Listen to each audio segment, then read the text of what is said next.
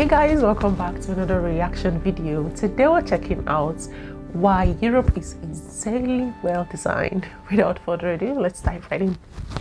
This is a map of Europe's mass transit railway system across 33 countries. The yellow lines indicate the presence of a train line, and as you can see, it's very dense. There are hardly any spaces where there isn't any coverage for railways. Now, if we compare this to a map of railroad tracks in the US, it's a different story. While parts of the US have some good mass transit, there are large areas of the country which isn't covered by Amtrak, the nation's largest passenger railroad service. But let me show you another map, this time of high-speed rail in Europe. Wow. Now obviously, high-speed railways aren't going to be as common as regular speed railways as they require excellent design, strict planning and massive investment. And yet, as we can see, high-speed rail is present in Europe, which is a stark contrast to the US, as you can see from this map. While the US does have some higher speed rail, like the Aquila line in the Northeastern Corridor, it's hardly an effective map of transport solutions. And the Aquila line isn't really that fast either. It can reach about 150 miles per hour, but averages less than 70. This is not the case for Europe's insanely well-designed railroad system. And you have to remember that Europe's system accomplishes this while spanning 33 different nations in a very diverse continent. And I know what you're probably thinking. This is just because Europe is smaller than the United States, which simply isn't true.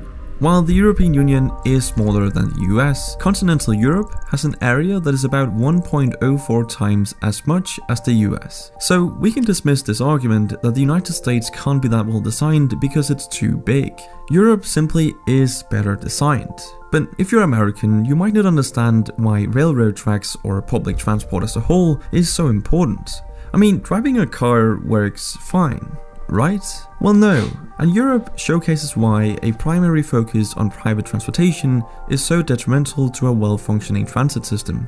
Look at these maps. They show the US road network versus the EU's. And as you can see, the EU's road network is not nearly as impressive as the US's. And yet, when you look at some of the most congested cities in the world, European countries don't feature particularly prominently in the global rankings. This is pretty shocking information because you'd assume that the country with a more expansive road network has a lot less congestion, especially considering the United States has devoted lots of time and money to their highways.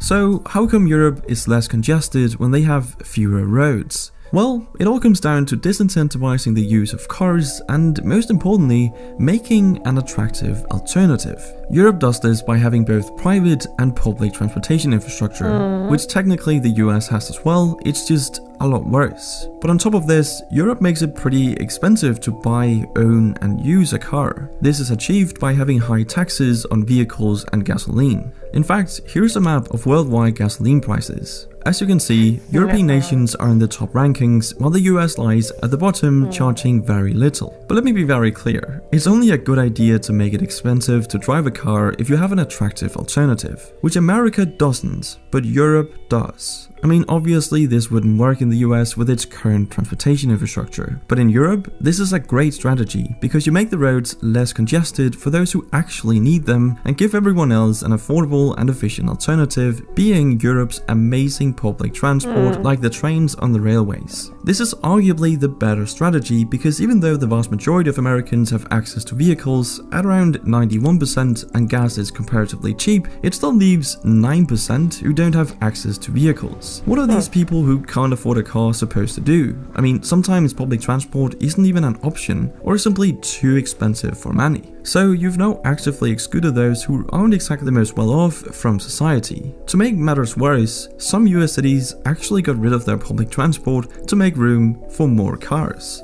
I'm not joking.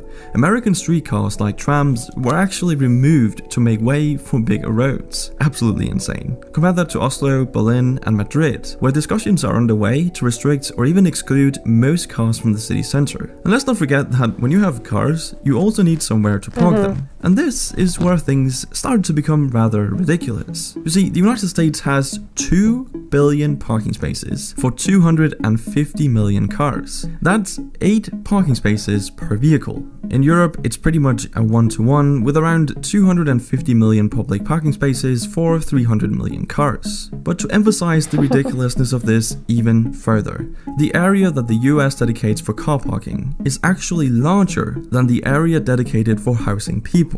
It's honestly unbelievable that people are being squeezed out of American cities due to regulators wanting to make more room for parking spaces. This simply wouldn't fly in the EU, as it has a whole policy dedicated to improving urban planning. See, the EU spent 115 billion euros between 2014 and 2020 to improve city design by making it smarter, greener, and more connected. Simply meaning they allocated funds to make their cities more efficient, more connected, and better for the environment. And better for the environment they really are, as the average resident in a typical Western US city, such as Los Angeles or Phoenix, contributes approximately 6 times more carbon to the atmosphere per capita than an average European city resident. This is purely the result of not having effective transport solutions, which saves resources and allows people to move about efficiently. And exactly that, moving about efficiently, is something most of Europe's citizens are able to do as a result of the European Union. See, most of Europe's nations are in the European Union, which gives the EU citizens a number of perks, which includes a free travel area.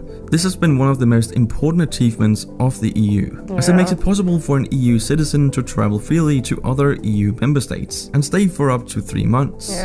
All they need is a passport or even just an ID card. No visas, no trips to embassies, no form filing, just head straight over. Incredible. This makes it incredibly easy to travel, study, and work in other countries and communities. And having this level of centralization is very important to good design, as it gives the smartest people the opportunity to work where they are most useful. And since good design obviously requires a lot of complicated problem solving and planning, this is very smart.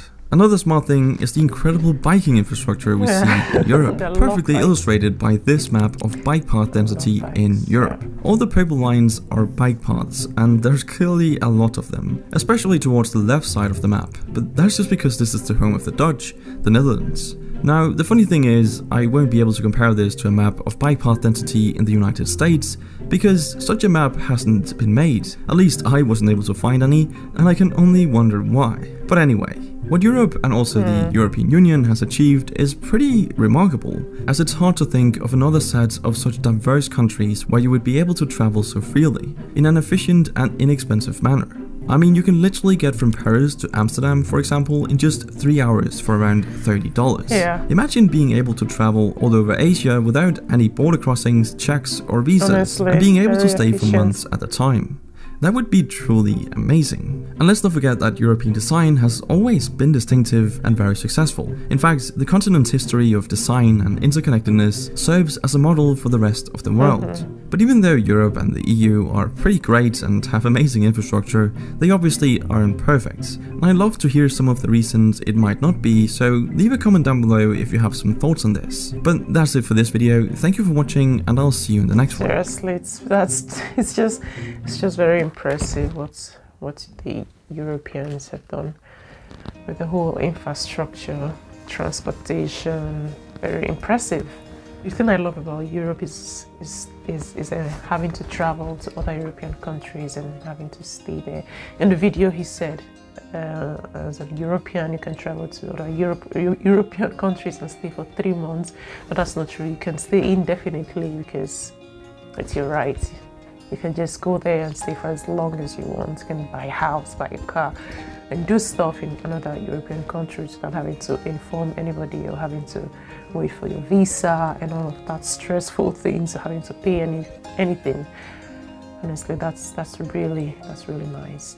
They have a lot of opportunities. They can travel anywhere during the summer holidays, vacations, travel around Europe, which is very fun thing to do. I haven't started doing that yet, but that is something I really want to do. No, I've never been to the US, so I don't know how complicated it is or how difficult it is to move around. But I'm living in Germany now for 3 years now, and almost 3 years now, and I can say it's very efficient and very easy to move around. way more efficient than I even thought was possible. Like, there's no way I can get lost in a place like this. And truly, you really don't need a car, because they're like trams and buses, like every half an hour, taking you where you want to go, and it's just so smooth and very efficient. It's just really straightforward and very intact and just very organized. It's really amazing. Amazing and very easy to move around and very easy to live here. I really love that. I really love that. Thank you so much for watching the video, guys. I hope you enjoyed the video as well. If you did, guys, do not hesitate to give me a big fat thumbs up, and also please hit the subscribe button, and I will see you guys in my next video. Until then, stay safe, be kind, and bye.